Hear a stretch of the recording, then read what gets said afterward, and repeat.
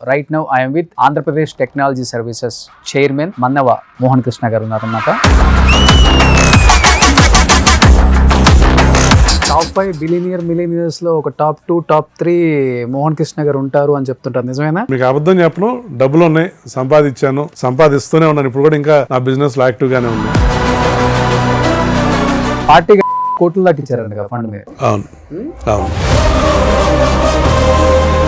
నారా లోకేష్ గారికి one man army లాగా and decision maker లాగా వెళ్ళిపోతున్నారు, కానీ కలిసికట్టుగా వెళ్ళేది చాలా తక్కువ అనేది ఎక్కువ వినిపిస్తున్న నానుడు. దాంట్లో నిజం ఎంత ఉంది? అది కరెక్ట్.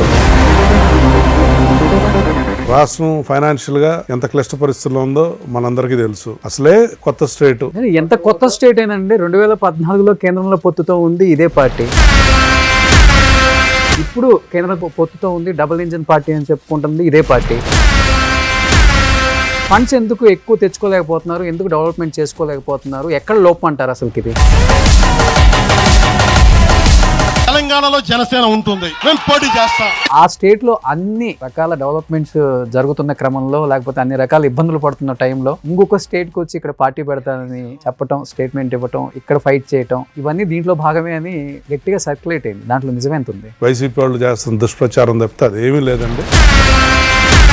నరేంద్ర మోడీ గారు కూడా ఈ కూటమి ప్రభుత్వాన్ని, ఆయన కూడా ఒక బిగ్ బ్రదర్ లాగా దీన్ని ఆశీర్దిస్తూ, ఆయన కూడా అన్ని విధాల సహకారం అందిస్తూ బ్రహ్మాండంగా ముందుకు తీసుకెళ్తున్నారు. సో వీళ్ళందరూ ఉంటేనే జగన్ ని ఓడగట్టగలరు, వీళ్ళందరూ లేకపోతే జగన్ కష్టం. చరిత్రలో కనివి నేరుగాని ఘోరంగా ఆ పార్టీ ఓడిపోయింది. అప్పుడు మీది కూడా జాతీయ పార్టీ కదా, సింగిల్ గా వెళ్ళొచ్చు కదా సార్. ఎందుకు ఈ డబుల్ ఇంజిన్ సర్కారు, నరేంద్ర మోడీ, పవన్ కళ్యాణ్, ఇంతమంది అసలు ఎందుకు మరి? ఇంకా పైన కేంద్ర ప్రభుత్వం సహకారం ఉంటే ఇంకా పెద్ద ప్రాజెక్టులు వస్తాయి. కాంగ్రెస్ వస్తే రాహుల్ గాంధీతో కలిసి వెళ్తారా? ఈసారి వస్తే మళ్ళీ క్యాపిటల్ మారిపోతుంది, దాని పేరే మావిగా అంటున్నారు కదా ఇప్పుడు. మళ్ళీ తర్వాత పరిస్థితి ఏంటి? మళ్ళీ జగన్ రావటం అనేది ఇక కలండి. ఒక అవకాశం ఇస్తే రాష్ట్రాన్ని ఒక తరం కాదు 10 తరాలు వెనక్కి తీసుకెళ్లాడు. అంటే అంతకు ముందు కూడా 10 తరాలు వెనక్కి తీసుకెళ్లిపోవడానికి కూడా ఆంధ్రప్రదేశ్ లో అభివృద్ధి ఏముందండి? ఆంధ్రప్రదేశ్ అభివృద్ధి అంతా హైదరాబాద్ లోనే పెట్టారు కదా. వాస్తవంగా మాట్లాడుకుంటే 2027 ఇదే టైంకి నారా లోకేష్ గారిని ముఖ్యమంత్రిగా చూడాలనేది నారా భువనేశ్వరి గారు, నారా చంద్రబాబు నాయుడు గారి కోరిక. అది నిజంగా జరగబోతుందా? జరిగితే ఎలా ఉండబోతుంది? పవన్ కళ్యాణ్ గారి రియాక్షన్ ఏంటి అసలుకి? అసలు ఏమాత్రం కూడా జరిగే. కానీ జూనియర్ ఎన్టీఆర్ రాజకీయాల్లోకి వచ్చే అవకాశం ఉంది, వస్తే తర్వాత ఏంటి పరిస్థితి అనే దానికి ఏం చెప్తారు? అది నాకు తెలియదు, కానీ నాకు తెలిసి గ్యారంటీ ఈ పార్టీలోనే ఉంటారు. ఎందుకంటే నారా లోకేష్ అండ్ జూనియర్ ఎన్టీఆర్ ఇద్దరు కలిసి పయనిస్తారంటారా? ఖచ్చితంగా పయనిస్తారు. Hi, hello, welcome to Suman TV. నేను మీ Roshan. So right now I'm with APTS అంటే Andhra Pradesh technology services chairman Mannava Mohan Krishna garu ఉన్నారన్నమాట. సార్ నమస్తే. నమస్తే రోషన్ గారు, ఎలా ఉన్నారు? చాలా బాగున్నాను. ఏంటి చాలా ఫ్రెష్గా, ఎటువంటి టెన్షన్స్ లేకుండా హాయిగా అనిపిస్తుంది మీ ఫేస్. నేనే కాదండి, ఈరోజు ఆంధ్రప్రదేశ్లో ఉన్న అందరూ అలానే ఉన్నారు. మళ్ళీ మా ప్రభుత్వం వచ్చాక చంద్రబాబు నాయుడు గారి లీడర్షిప్ అండ్ పవన్ కళ్యాణ్ గారి లీడర్షిప్ అండ్ లోకేష్ గారి లీడర్షిప్లో ఆంధ్రప్రదేశ్ ఇప్పుడు నిత్య కళ్యాణం పచ్చతంలో కలకలాడుతుంది. అందరూ అలానే ప్రశాంతంగా హ్యాపీగా ఉన్నారు. ఎటువంటి టెన్షన్స్ పెట్టట్లేదు లీడర్స్ అసలు? అలాంటి టెన్షన్స్ ఏం లేవండి. గతంలో ఉండేది. అంతకుముందున్న 5 ఏళ్ల వైసీపీ పాలనలో పొద్దున్న లేస్తే ఇక దౌర్జన్యాలు, దోపిళ్ళు, అరెస్టులు, దొమ్మీలు, రాష్ట్రం అంతా కూడా ఒక రావణ కాష్టంలో 5 సంవత్సరాలు రాష్ట్రం అంతా నలిగిపోయింది, అంధకారంలోకి వెళ్ళిపోయింది, అన్ని విధాలు వెనకబడింది. మళ్ళా రాష్ట్రానికి మంచి రోజులు వచ్చాయి. ప్రధానమంత్రి నరేంద్ర మోడీ గారి ఆశీస్సులతోటి మా కూటమి ప్రభుత్వం బ్రహ్మాండంగా ముందుకెళ్తా ఉంది. And maybe that is reflecting on my face. కానీ మోహన్ కృష్ణ గారు ఇప్పుడు ఈ పాత వర్గం, పాత లీడర్లు వీళ్ళందరూ ఏమో చంద్రబాబు నాయుడు గారి వర్గం అంటారు. ఈ కొత్త లీడర్లు అంటే NRIs, బాగా డబ్బు ఉన్న వాళ్ళు, ఇప్పుడున్న కొత్త యంగ్ లీడర్స్, వీళ్ళందరేమో లోకేష్ గారి వర్గం అంటుంటారు. మీరు చిన్నాయన వర్గమేగా, మీరు కూడా పెద్ద ఆయనతో ఎక్కువ మాట్లాడుతుంటారా, లేకపోతే ఓన్లీ చిన్నాయనకైనా మీరు అంతా మాట్లాడుతూ ఉంటాను? పార్టీకి సుప్రీం చంద్రబాబు నాయుడు గారు అండి. లోకేష్ గారు కూడా చెప్తారు మా నాయకుడు చంద్రబాబు నాయుడు గారే అని చెప్పేసి అని.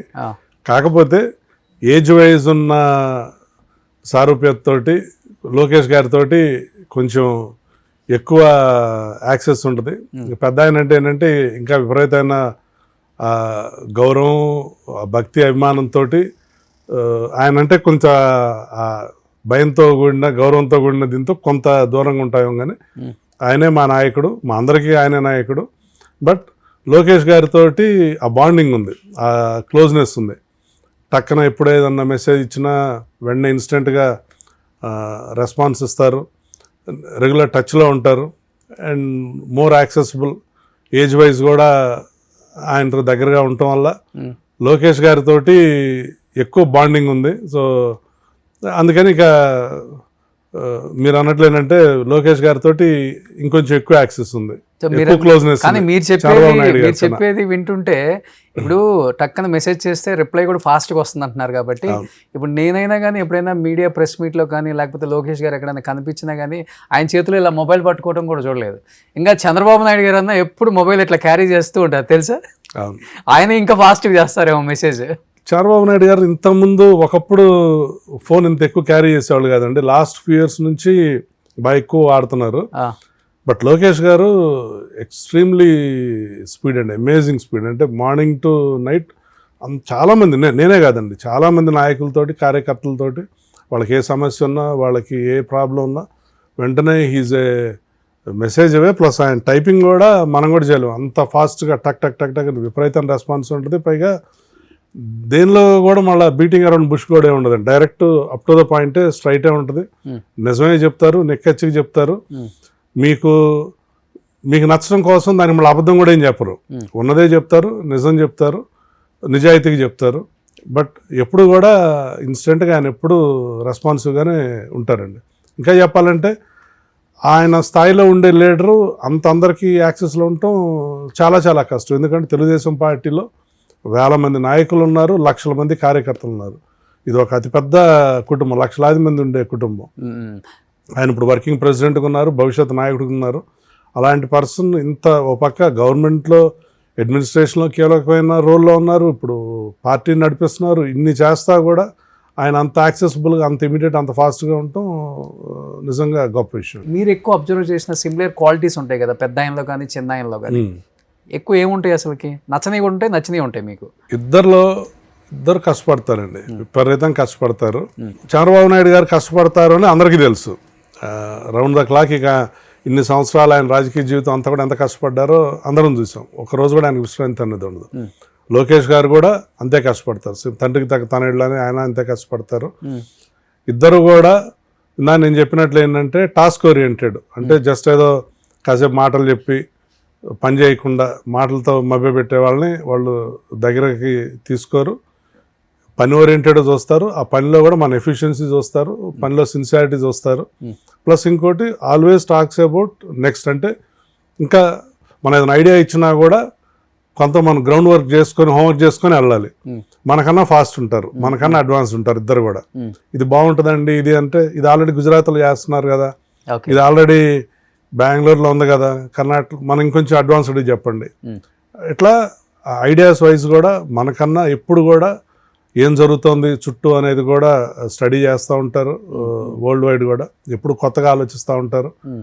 స్టేట్ని ఎలా ముందు తీసుకెళ్ళాలి అనేది చూస్తూ ఉంటారు. At the same time party నాయకులు, కార్యకర్తలు కూడా మా ఫ్యామిలీలానే భావిస్తూ ఉంటారు. పార్టీ లీడర్లు అందరినీ కూడా మా ఫ్యామిలీ మెంబర్స్లానే చూస్తారు. ఒకటి మాత్రం చాలా క్లియర్గా చెప్పండి, ఇప్పుడు చంద్రబాబు నాయుడు గారు అధికారంలో ఉన్నా లేకపోయినా మొహమాటం ఎక్కువ అని నేను విన్నా. కానీ నారా లోకేష్ గారికి అధికారంలో లేనప్పుడు మొహమాటంగానే ఉండేవాళ్ళు, కానీ అధికారం వచ్చిన తర్వాత మొహమాటం లేదు. ఏదున్నా కానీ స్ట్రైట్ ఫార్వర్డ్గా మొహం మీద చెప్పేస్తారు. ఎవరిని కలిసేది ఎవరిని కలవని కూడా చెప్పేస్తున్నారు. అండ్ పార్టీ కోసం కష్టపడ్డ క్యాడర్కి కానీ లేకపోతే గ్రౌండ్ లెవెల్లో వర్క్ చేసిన నాయకులకు కానీ అంత పెద్ద ఇంపార్టెన్స్ ఇవ్వట్లేదు. వన్ మ్యాన్ ఆర్మీ లాగా అండ్ డిసిషన్ మేకర్ లాగా వెళ్ళిపోతున్నారు, కానీ కలిసికట్టుగా వెళ్ళేది చాలా తక్కువ అనేది ఎక్కువ వినిపిస్తున్న నానుడు. దాంట్లో నిజం ఎంత ఉంది? అది పూర్తిగా అబద్ధం అండి, పూర్తిగా బేస్లెస్ ఎలిగేషన్. అది ఏమాత్రం నిజం కాదండి. మీరు అన్న బిగినింగ్ స్టేట్మెంట్ కరెక్ట్. ఏంటంటే చంద్రబాబు నాయుడు గారికి కొంచెం మొహాటం ఎక్కువ, లోకేష్ గారికి మొహాటం కొంచెం తక్కువ, అది కరెక్ట్. కానీ లోకేష్ గారికి ఎప్పుడు మొహాటం తక్కువ. అంటే అధికారంలో ఉన్నా అధికారంలో లేకపోయినా సూటిగా స్పష్టంగా చెప్తారు, నిజమే చెప్తారు. మనకి నచ్చడం కోసం దాన్ని బాగుందని చెప్పరు. ఓకే, ఇది ఇంకొంచెం ఇంప్రూవ్ అవ్వాలి, ఇది ఇంకొంచెం చేంజ్ చేయండి, అని చెప్తారు. చంద్రబాబు నాయుడు గారు కూడా చెప్తారు, ఆయన కూడా చెప్తారు. అయితే లోకేష్ గారు ఇంకొంచెం ఫాస్ట్గా చెప్తారు. అంటే మేబీ ఫాస్ట్గా అంటే ఏజ్ గ్యాప్లో మన భాషలోనే చెప్తారు. మన భాషలో అంటే మీరు నేను ఎలా మాట్లాడుతాను, కోపతరంగా చెప్తారా లేకపోతే కోపతరంగా కాదు, కోపతరం కాదు, వేగంగా చెప్తారు. కోపంగా చెప్పడం వేరు, మీకు స్పీడ్గా చెప్పడం వేరు. లోకేష్ గారి అంతా కూడా చాలా ఫాస్ట్గా ఉంటుంది, రెస్పాన్స్ అంతే ఫాస్ట్గా ఉంటుంది. మన నుంచి కూడా అదే ఫాస్ట్ ఎక్స్పెక్ట్ చేస్తారు. ఈ రోజున కావాల్సింది కూడా అదేనండి. ఇప్పుడు మీరు చూస్తే ఆయన యువగళం పాదయాత్ర మన రాష్ట్ర రాజకీయాల్లో మలుపు తిప్పింది. అప్పటి వరకు పార్టీ క్యాడర్ కూడా అంతా కొంచెం చాలా నిరాశ నిస్పృహల్లో ఉంటా, అవతల అంత మమ్మల్ని ఇబ్బంది పెడతా వైసీపీ వాళ్ళు, రాష్ట్రం క్యాడర్ కానివ్వండి, రాష్ట్రం కూడా అంతా చాలా ఒక లోలో ఉన్న పరిస్థితి. ఆయన పాదయాత్రతోటి ఆయన బయటకు వచ్చి వాళ్ళు ఎన్ని ఇబ్బందులు పెట్టినా, అనేక చోట్ల ఆయనకి మాట్లాడటానికి మైక్ ఇచ్చేవాళ్ళు కాదు, నుంచోడానికి స్టూల్ ఉండేది కాదు, ఎన్నో ఇబ్బందులు పెట్టారు. ఆయనతో పాటు వాటిలో పాల్గొన్న మాబోటి వాళ్ళందరూ కూడా చాలా ఇబ్బంది పెట్టారు. ఎక్కడ ఆయన కొంచెం కూడా తొణక్కుండా బెనక్కుండా వాళ్ళ ప్రెషర్ టాక్టిక్స్కి ఏది ఈల్డ్ అవ్వకుండా ఆయన ధైర్యంగా వెళ్ళారు. ఆయన చూసి మిగతా మాబోటి వాళ్ళందరం కూడా ఆయన వెంట ధైర్యంగా వెళ్ళాం.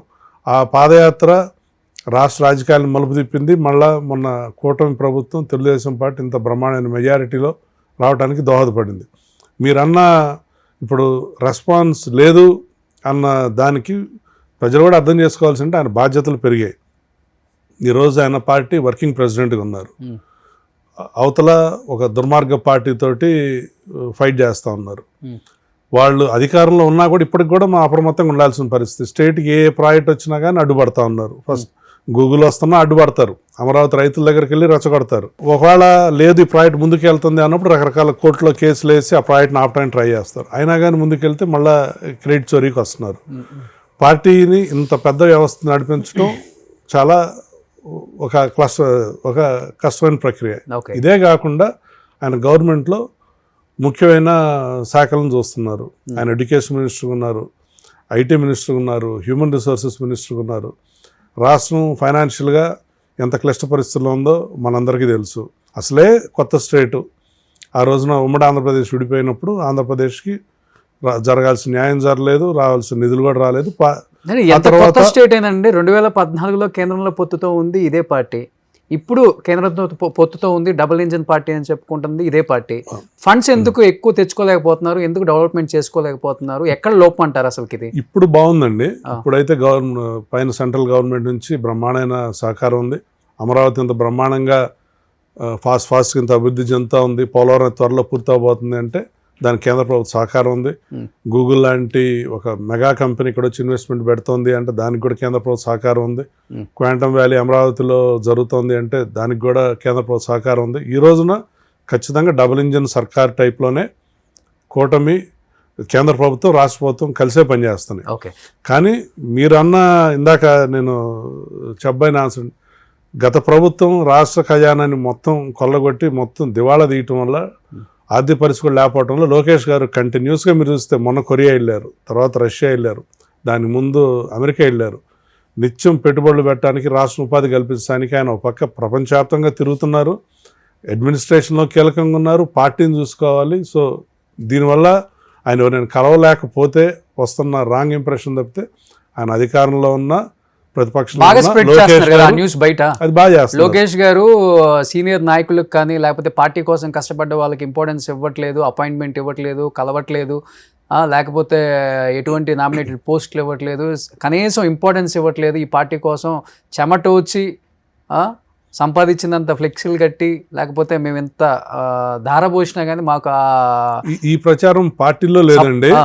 ఇది ప్రతిపక్షంలో ఉంది. వైసీపీ వాళ్ళు ఎంతసేపు బురద జల్లాలి. ఒకప్పుడు ఏంటంటే ఆయన బాడీ షేమింగ్ చేసేవాళ్ళు, ఏది ఆయన వెయిట్ ఉన్నారని, లేకపోతే భాషలో అక్కడ చిన్న చిన్న పొరపాట్లు జరిగితే వాటిని హైలైట్ చేసేవాళ్ళు, లేదు మంగళగిరి ఎలక్షన్ గురించి మాట్లాడేవాళ్ళు. ఇప్పుడు అన్నీ ప్రూవ్ అయినాయి, అన్నీ రాంగ్ అయినాయి కదా. ఎందుకంటే మొత్తం హీ ట్రాన్స్ఫార్మ్డ్ హిమ్సెల్ఫ్.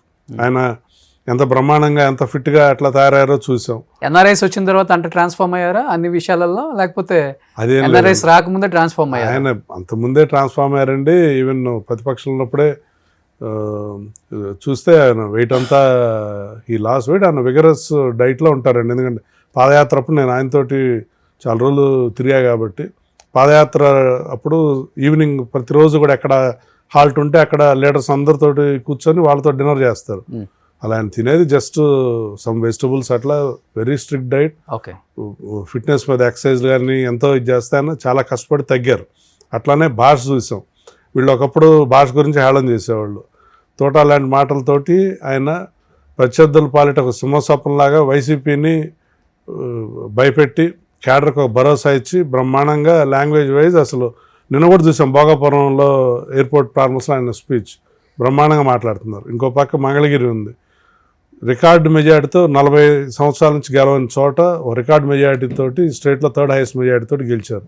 సో గతంలో ఆయన మీద వాళ్ళు చేసిన ఆరోపణలన్నీ తప్పని ప్రూవ్ చేసి వాటన్నిటిలో ఆయన సక్సెస్గా ఎమర్జ్ అయ్యారు. కాబట్టి ఇప్పుడు కొత్తగా ఏం లేకుండా ఇప్పుడు ఇది తీసుకొస్తున్నారు. మోహన్ కృష్ణ గారు పట్టించుకోవట్లేదని బయట ఎక్కువ వినిపిస్తుంది కూడా. ఇప్పుడు చంద్రబాబు నాయుడు గారు, లోకేష్ గారు, పవన్ కళ్యాణ్ గారు కెమెరాల ముందు, మైకుల ముందు, మీడియా ముందు, ప్రజల ముందు మాత్రమే ఆ ప్రేమని ఉన్నట్లుగా ప్రొజెక్ట్ చేసుకోగలుగుతారు. బట్ ఒక్కసారి ఇవన్నీ లేకపోతే ఒకరికొకరికి పొంతన ఉండదు, అంత రిలేషన్ ఉండదు, అంత క్లోజ్ బాండింగ్ ఉండదు. ఇది కేవలం గెలవటం కోసం కూటమి అనేది ఒకటి క్రియేట్ చేసుకున్నారు. వాళ్ళ గెలుపు కోసం, వాళ్ళ విజయం కోసం, వాళ్ళ స్వంత స్వలాభం కోసం ఇదంతా. దానిలో భాగమే అప్పుడప్పుడు పవన్ కళ్యాణ్ గారు బయట పడుతూనే ఉంటారు ఆ విషయాలలో.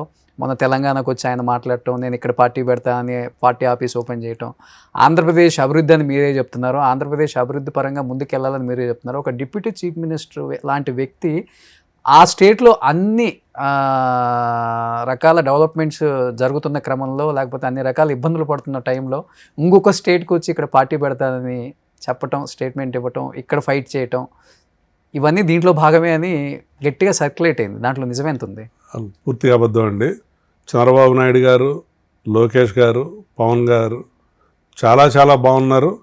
పవన్ కళ్యాణ్ గారు ఈ రాష్ట్ర ఉప ముఖ్యమంత్రిగా బ్రహ్మాండంగా పనిచేస్తున్నారు. ఇప్పుడే కాదు, ఇంకో 15 సంవత్సరాలు మేము కలిసి ఉంటాం, ఈ కూటమిగా పనిచేస్తామని పవన్ కళ్యాణ్ గారు చెప్పారు. లోకేష్ గారు కూడా ఎప్పుడు పవన్ అన్న అంటూ ఆయన మీద ఎంతో గౌరవ భావంతో, ఎంతో సోదర భావంతో ఉంటారు. చంద్రబాబు నాయుడు గారు, పవన్ కళ్యాణ్ గారు కూడా ఇద్దరు కలిసి పనిచేస్తారు. ఇప్పుడు రాబోయే ఇప్పుడు స్థానిక సంస్థల ఎన్నికలు రాబోతున్నాయి, దానిలో మేము కలిసి పోటీ చేయబోతున్నాం. 2029 తెలుగుదేశం, జనసేన కలిసే పనిచేస్తాం బీజేపీతో కలిసి. నెక్స్ట్ 15 సంవత్సరాలు ఈ కూటమి కలిసే ఉంటుంది. నేను అనేక మీటింగుల్లో కూడా వాళ్ళని చూస్తూనే ఉంటాను, కలుస్తూనే ఉంటాను. చాలా చాలా బాగున్నారండి, ఏ విధమైన ఇది లేదు. కాదు ఈ మధ్య పవన్ కళ్యాణ్ గారి అనారోగ్యం వల్ల కొద్ది రోజులు ఆయన బయట కొంచెం రెస్ట్ తీసుకుంటున్నారు. కాబట్టి కొన్ని మీటింగ్లో ఆయన కనపడకపోవటం వల్ల వైసీపీ వాళ్ళు చేస్తున్న దుష్ప్రచారం తప్పితే అదేమీ లేదండి. వాళ్ళ ముగ్గురు చక్కగా కలిసి ఒకే టీమ్గా, ఒకే జట్టుగా పనిచేస్తున్నారు. మీరు అన్నట్టు పవన్ కళ్యాణ్ గారు తెలంగాణలో పార్టీ ఆయన ఎస్టాబ్లిష్ చేయడం అది ఖచ్చితంగా సమంజసం. ఇప్పుడు మా పార్టీ తెలుగుదేశం పార్టీ కూడా జాతీయ పార్టీ, మాకు తెలంగాణలో ఉంది, అండమాన్లో కూడా అక్కడ యాక్టివ్గా కార్యక్రమాలు చేస్తూ ఉంటాం. ప్రపంచవ్యాప్తంగా అనేక దేశాల్లో తెలుగుదేశం పార్టీ ఉంది.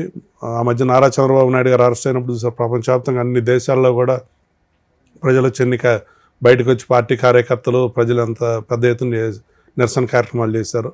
అట్లా ఒక రాజకీయ పార్టీకి ఎక్స్పాండ్ చేసుకోవాల్సిన ఆవశ్యకత ఉంది, తప్పే లేదు, అవసరం కూడా ఉంది. దానిలో భాగమే తెలంగాణలో జనసేన కూడా ఇక్కడ దానిలో తెలంగాణలో ఇక్కడ గ్రో చేయాలనుకుంటున్నారు. దీనివల్ల ఆంధ్రప్రదేశ్లో కూటమితోటి అనేది ఏమి లేదండి. మేబీ జనసేన, తెలుగుదేశం, తెలంగాణ కూడా కలిసి పోటీ చేస్తేమో మనకు తెలియదు. కానీ ముగ్గురు మధ్య బ్రహ్మాండమైన బాండింగ్ ఉంది. ముగ్గురే కాదు, నరేంద్ర మోడీ గారు కూడా ఈ ప్రభుత్వాన్ని, ఈ కూటమి ప్రభుత్వాన్ని ఆయన కూడా ఒక బిగ్ బ్రదర్లా దీన్ని ఆశీర్వదిస్తూ ఆయన కూడా అన్ని విధాల సహకారం అందిస్తూ బ్రహ్మాండంగా ముందుకు తీసుకెళ్తున్నారు. సో వీళ్ళందరూ ఉంటేనే జగన్ని ఓడగొట్టగలరు. వీళ్ళందరూ లేకపోతే జగన్ కష్టం. జగన్ తట్టుకోవటం కానీ, జగన్ మీద గెలవటం కానీ, వైసీపీని తట్టుకోవటం కానీ, ఆ క్యాడర్ని తట్టుకోవటం కానీ, అలాంటి ఒక నాయకుడిని తట్టుకోవటం కానీ హైలీ ఇంపాసిబుల్ అంటారా ఇంతమంది కలవకపోతే? అలా ఏం కాదండి. వీళ్ళందరూ కలిసింది కూడా రాష్ట్ర అభివృద్ధి కోసం. ఇప్పుడు డబుల్ ఇంజన్ సర్కార్, ఇప్పుడు కేంద్ర ప్రభుత్వం సహకారం లేకపోతే ఇందా నేను మీకు చెప్పినట్లు గూగుల్ లాంటి ప్రాజెక్టులు, క్వాంటమ్ వ్యాలీ లాంటి ప్రాజెక్టులు, అమరావతి లాంటి ప్రపంచ స్థాయి రాజధాని, పోలవరం, ఇంకా ఎన్నో చాలా రాబోతున్నాయి. ఇవన్నీ జరగాలి అంటే కేంద్ర రాష్ట్ర ప్రభుత్వాలు కలిసి ఒకరినొకరు సహకరించుకుంటేనే ముందుకెళ్తాం. దానికోసం రాష్ట్రాభివృద్ధి కోసం కలిసి పనిచేస్తున్నాం తప్పితే జగన్ కోసం లేకపోతే జగన్ని తట్టుకోవడం కోసం అనేం కాదండి. ఆయనేమి ఒక ఎన్టీ రామారావు గారో లేకపోతే ఇందిరాగాంధీ గారో లేకపోతే ఎంజి రామచంద్రన్ అంత మహానాయకుడు ఏం కాదు. ఆయన పోటీ చేసిన 3 అసెంబ్లీ ఎన్నికల్లో 2 ఓడిపోయాడు. ఆయన ఒకసారి గెలిచింది. 2014లో ఓడిపోయాడు, మొన్న 2024లో ఓడిపోయాడు. గెలిచింది కేవలం 2019లోనే. 2024లో కూడా ఎంత ఘోరంగా ఓడిపోయారంటే మన రాష్ట్ర చరిత్రలోనే ఎప్పుడూ లేనంత ఓట్ షేరింగ్ వైజ్ అవనండి, సీట్ల వైజ్ అవనండి, చరిత్రలో కనీవి నేరుగాని ఘోరంగా ఆ పార్టీ ఓడిపోయింది. అప్పుడు మీది కూడా జాతీయ పార్టీ కదా, సింగిల్గా వెళ్ళొచ్చు కదా సార్. ఎందుకు ఈ డబుల్ ఇంజన్ సర్కారు, నరేంద్ర మోడీ, పవన్ కళ్యాణ్ కేంద్రంలో అసలు ఎందుకు మరి? ఇంకా నేను ఇందాకే చెప్పినట్లుగా పైన కేంద్ర ప్రభుత్వం సహకారం ఉంటే ఇంకా పెద్ద ప్రాజెక్టులు వస్తాయి. ఈసారి కాంగ్రెస్ వస్తే రాహుల్ గాంధీతో కలిసి వెళ్తారా? ఏదండి, ఈసారి రాహుల్ గాంధీతో కలిసి వెళ్తారా? ఆంధ్రప్రదేశ్లో కాంగ్రెస్ అనే పార్టీ ఉంది అసలు? మరి కాంగ్రెస్ పార్టీ లేదు. జాతీయ స్థాయిలో కూడా మరోసారి నరేంద్ర మోడీ గారే వస్తారు. మీరు అన్ని రాష్ట్రాల్లో కూడా ఇటీవల జరిగిన ఎన్నికలు చూస్తూనే ఉన్నాం.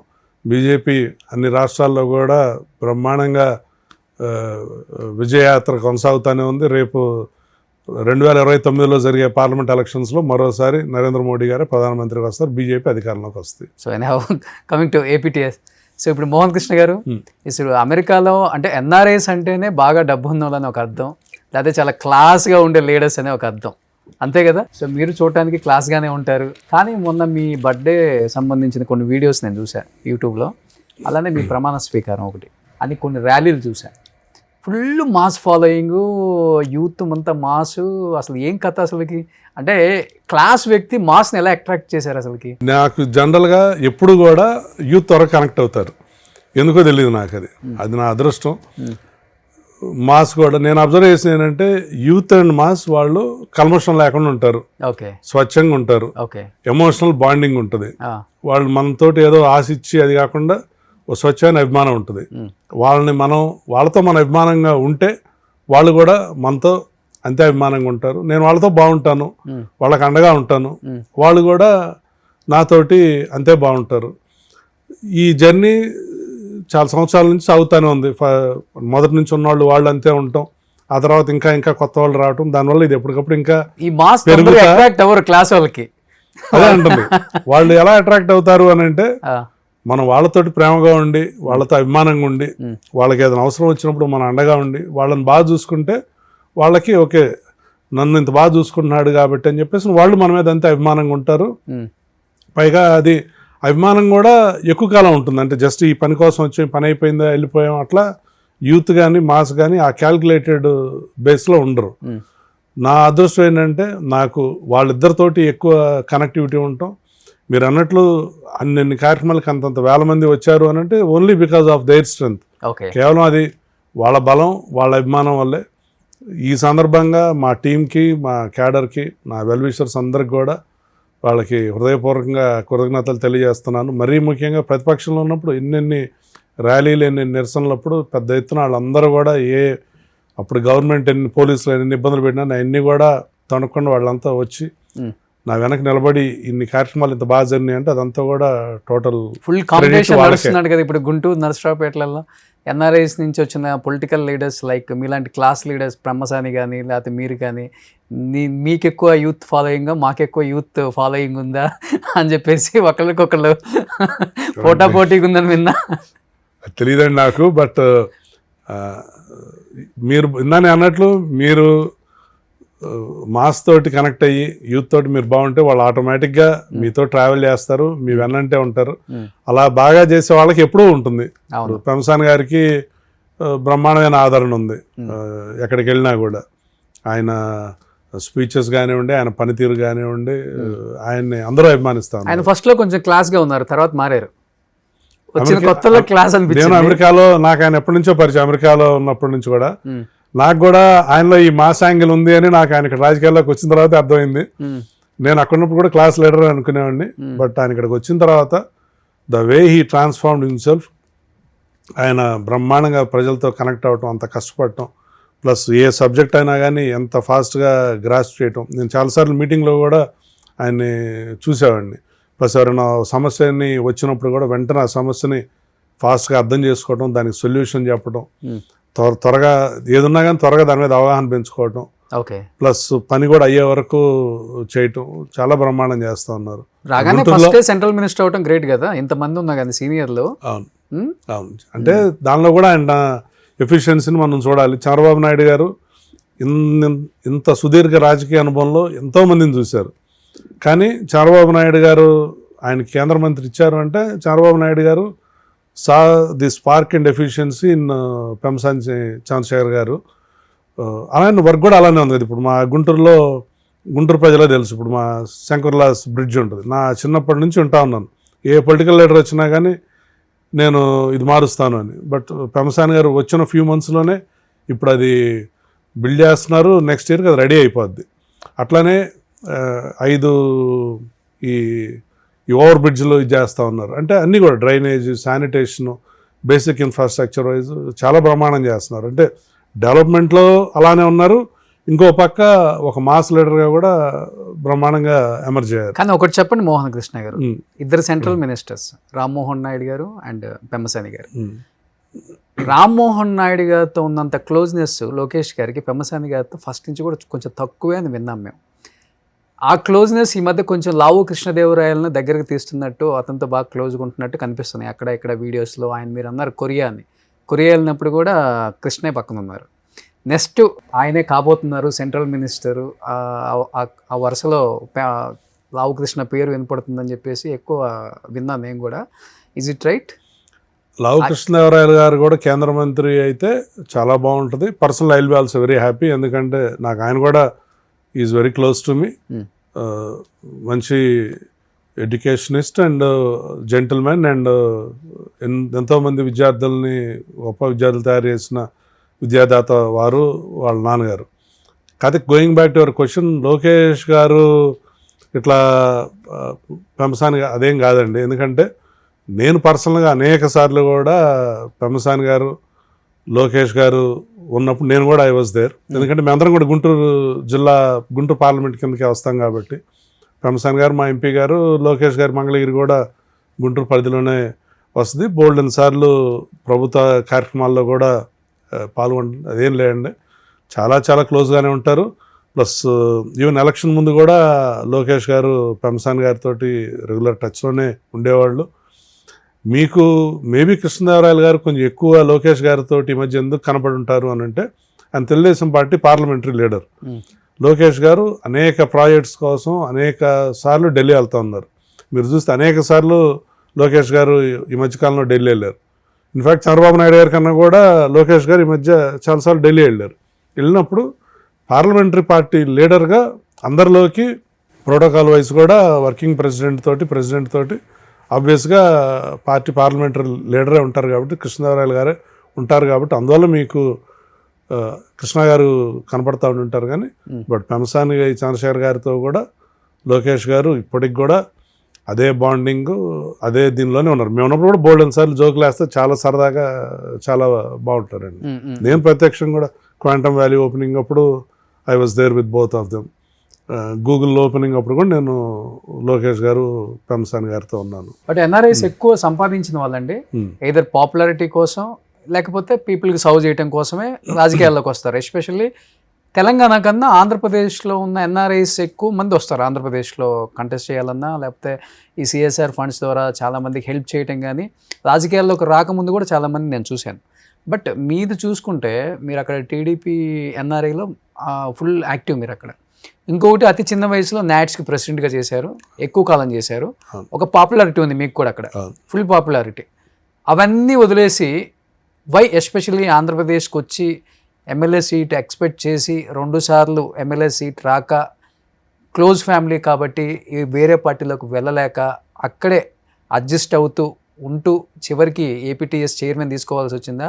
లేకపోతే నెక్స్ట్ నీకు చాలా పెద్దదే ఇస్తాను, నాతో పాటు ట్రావెల్ చేయని చెప్పి లోకేష్ గారు మీకు ఏమైనా ప్రామిస్ చేశారా? మీరు అన్న మొదటి ప్రశ్న, మీకు అమెరికాలో ఇంత పాపులారిటీ ఉంది, రాజకీయాల్లోకి వీళ్ళు పాపులారిటీ ఆర్ సర్వీస్ కోసం వస్తున్నారు, మీరు ఆల్రెడీ అక్కడ చేస్తా కూడా ఎందుకు వచ్చారు అన్నదానికి, నేను అమెరికాలో ఎప్పుడు పబ్లిక్లోనే ఉండేవాడిని, ఎప్పుడు జనంలోనే ఉండేవాడిని.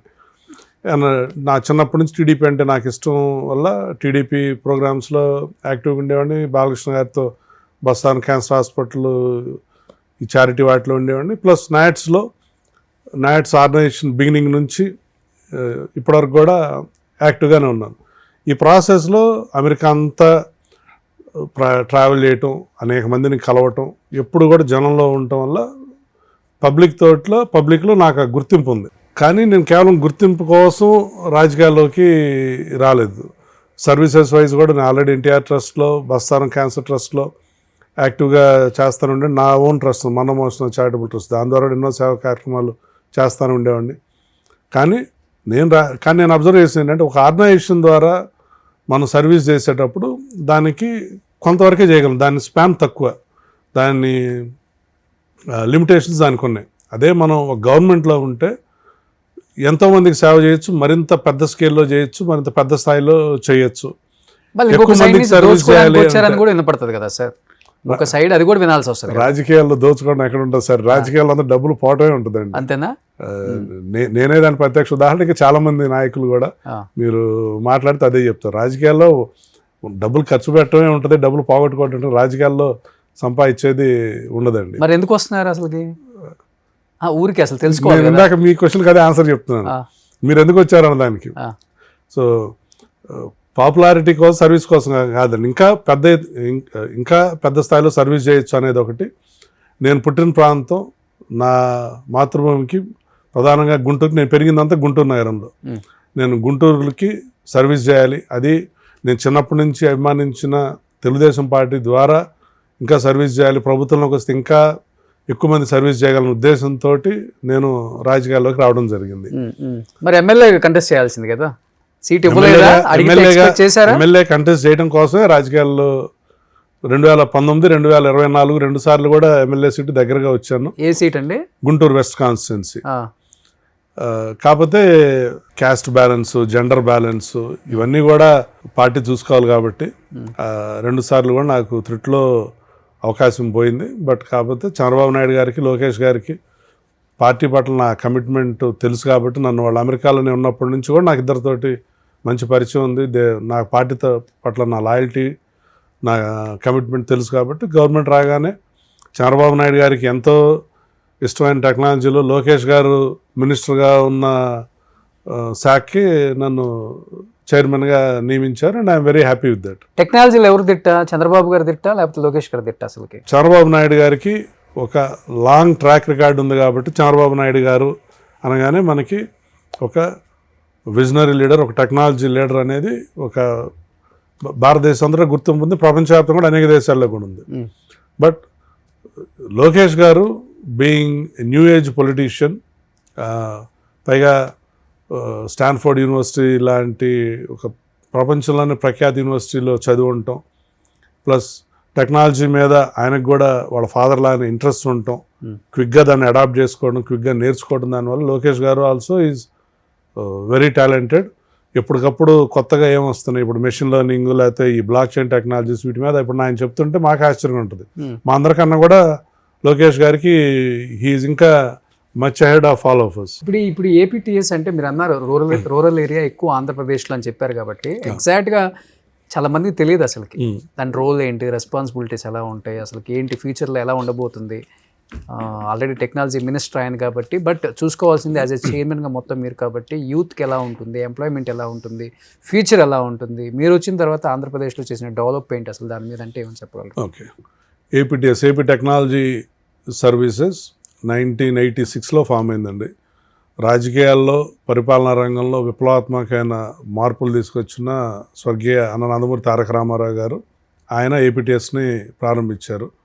టెక్నాలజీ అప్పటికి ఇంక బాగా వస్తుంది కాబట్టి రాష్ట్ర టెక్నాలజీ ఇంకా అడ్వాన్స్ అవ్వాలి అని ఎంతో ముందు చూపుతాడు. అప్పట్లో ఎన్టీ రామారావు గారు ఏపీటీఎస్ని ప్రారంభించారు. తర్వాత మన టెక్నాలజీ ముఖ్యమంత్రి నారా చంద్రబాబు నాయుడు గారి ఉమ్మడి ఆంధ్రప్రదేశ్ ముఖ్యమంత్రిగా ఉన్నప్పుడు ఏపీటీఎస్ ఇంకా చాలా సేవలు అందించింది. సాఫ్ట్వేర్ డెవలప్మెంట్ చేస్తాం, అట్లానే ఐటీ ఇన్ఫ్రాస్ట్రక్చర్ మెయింటెనెన్స్ చేస్తాం, స్టేట్ డేటా సెంటర్ని కంటిన్యూస్ మానిటర్ చేస్తూ ఉంటుంది. అట్లానే ఏపీ సెక్రటేరియట్, మళ్ళీ గవర్నమెంట్ డిపార్ట్మెంట్స్ అన్ని నెట్వర్క్ని కూడా ఇంటిగ్రేట్ చేయటం, వాటిని మెయింటైన్ చేయటం చేస్తూ ఉంటుంది.